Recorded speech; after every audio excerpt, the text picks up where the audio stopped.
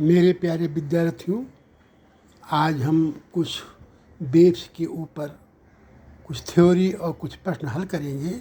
विद्यार्थियों, आपको ज्ञात होगा कि जब रेलवे स्टेशन पर आप खड़े होते हैं तो ट्रेन जब आती है तो उसकी आवाज़ बहुत धीमी सुनाई पड़ती है। जैसे जैसे ट्रेन आपके पास आती वैसे वैसे आवाज़ तेज होनी शुरू हो जाती है। इसका मतलब ये हुआ कि उसकी फ्रीक्वेंसी बढ़ती जाती है या फ्रीक्वेंसी चेंज होती रहती है, उसकी पिच बदलती रहती है।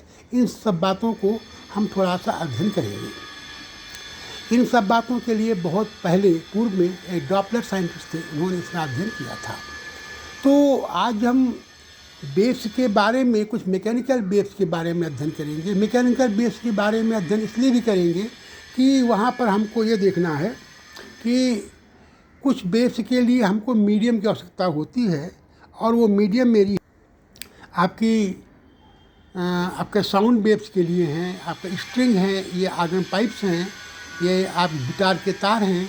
इनके बारे में हम थोड़ा सा अध्ययन करेंगे। वेव्स के मीडियम की आवश्यकता होती है। तो हम थोड़ी बहुत थ्योरी के बारे में अध्ययन कर लेते हैं और देखते हैं कि थ्योरी क्या कहती है।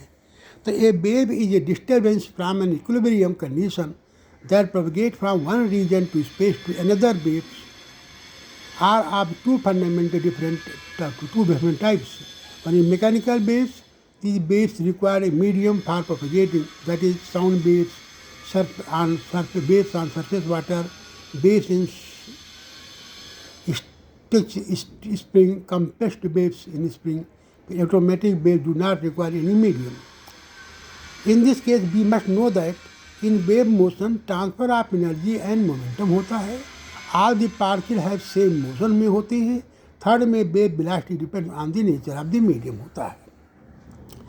हमारा पहला प्रश्न हमने लिया है, a man standing in front of a mountain beats a drum at a regular interval.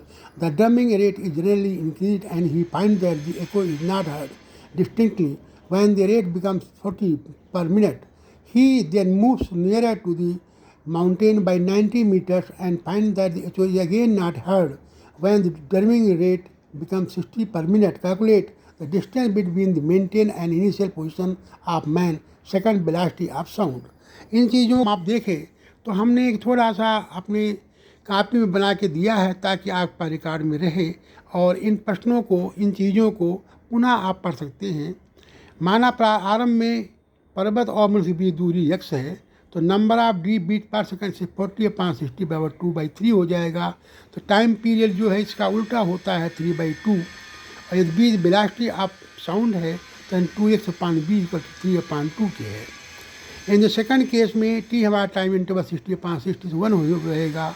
इस प्रकार से 2 × 60 या x - 90/b = 1 के। ये हमारा दूसरा इक्वेशन हुआ।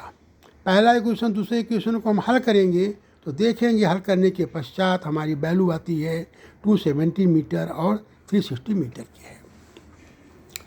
ये एक हमने पर छोटा सा प्रश्न लिया है जो इम्तहान पॉइंट ऑफ व्यू से अच्छा है। विद्यार्थियों, ये बात ध्यान रखिएगा, बेशकर 1-2 सवाल जरूर नीट के एग्ज़ाम में आते हैं और ये सिंपल होते हैं। आईआईटी में भी 1-2 सवाल आते हैं लेकिन वो टफ होते हैं।